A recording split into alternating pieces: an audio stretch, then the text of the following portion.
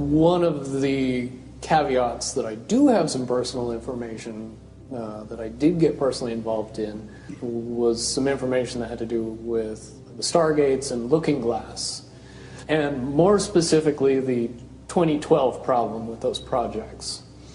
The popular opinion of what's out there right now is that the project was shut down because there was a problem when we approached 2012.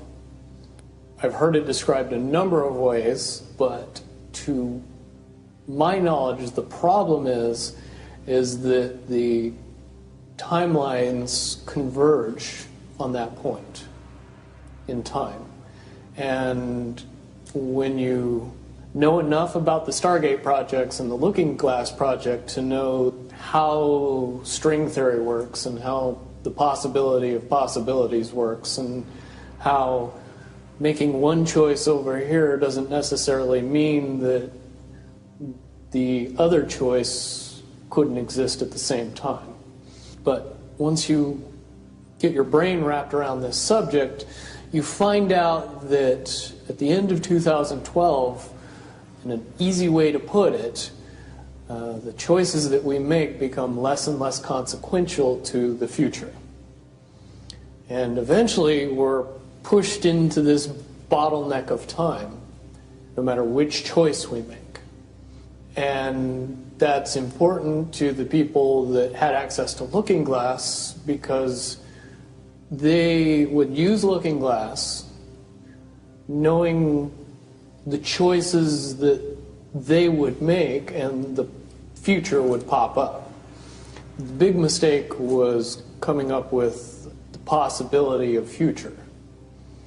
And when we started using a computer to say, well, if we make this choice, it's 79% possible that this scenario happens, and 23% are possible, or whatever, I'm using round numbers, that this scenario would happen. The understanding at the time was that was realistic. However, if you go down the road further and free will continues to exercise itself on this game, that 79% possibility sometimes changes very, very fast. But if you look at the situation in a point of time, it seems very realistic that that's the greatest possibility. What happened was people, very smart people, began to figure out that something big was coming up. Something that made it so all the possibilities of all the future scenarios of any choice, any possibility that was fed in and observed through the Looking Glass inherently ended up in the same future. And no decision, no possibility changed past a certain point. That's the big secret.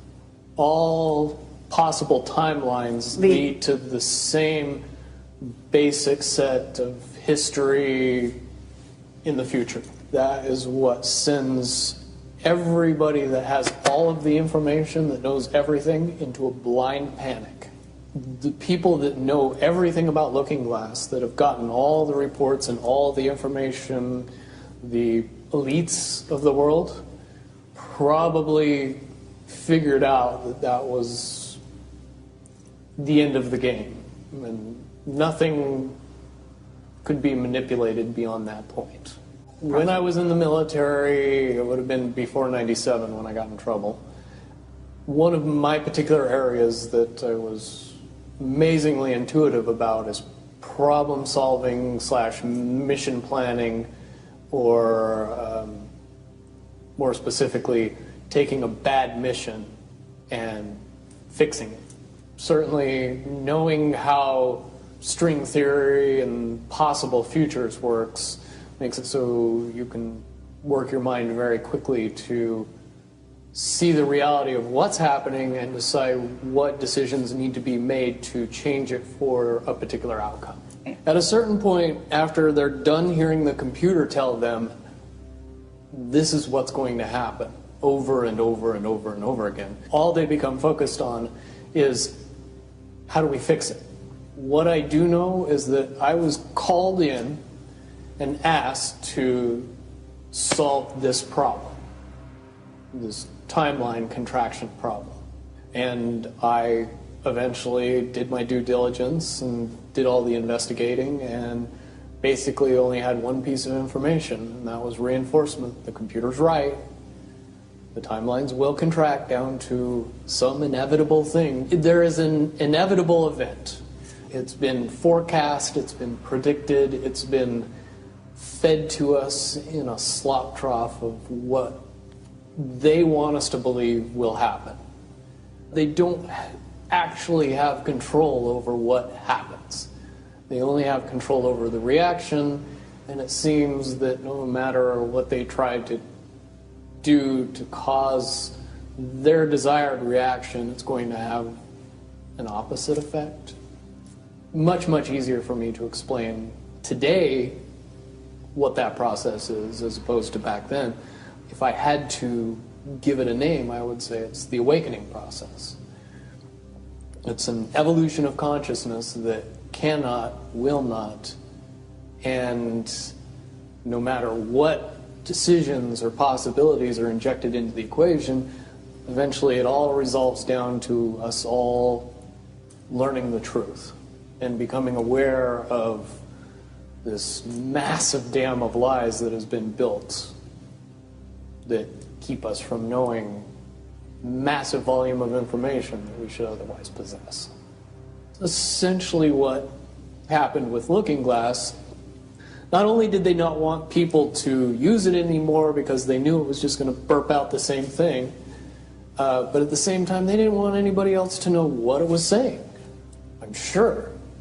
Because that information was a monumental concern when I was in the military about how to prevent this inevitability. Now, at first I thought it was end of the world. Now I see end of the world as end of their world. The biggest cherry on top of all this conversation would be a synopsis to say that if I could convince everybody out there that for all intents and purposes, what we believe to be true eventually becomes true. If somebody convinces us that a major disaster is going to happen in the very near future, a major disaster happens in the very near future. If we don't buy into that fear and accept that there's really nothing that we know is going to happen, and accept of whatever happens, that makes the convergence of the timelines happen as naturally as possible. Any attempts to try to go away from this one inevitable conclusion, I again see as a new beginning, an end of this reality, the beginning of something that we can't even possibly understand based on the level of our beliefs currently.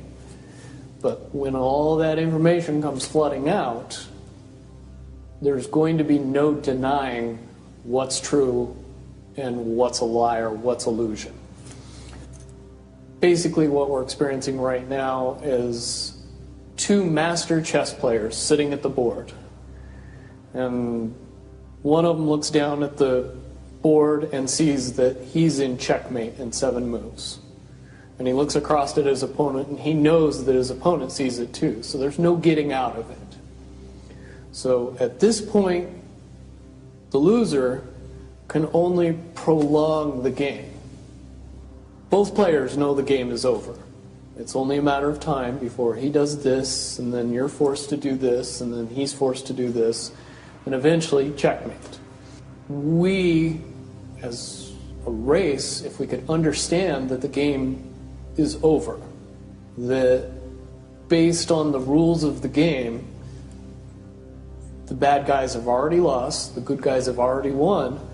Yes, there's moves left on the table, but those moves are being forced by the player that is going to win. The only way that checkmate can't happen is if the player that's winning makes a mistake. But from all of the information that I've gathered, all of the information that's been given, all of the information that's been vetted to me, it seems pretty obvious that the good guy player on the side of the chessboard knows exactly what has to be done to win the game. And so at this point, any mistake would be all but impossible. But again, you really have to understand the game to know that the guy that's losing is lost. And I'm sure most people sitting watching a chess match between two advanced chess players know the game's over long after the two players know it's over. Because they can't see the board and see that there's only 7 moves left.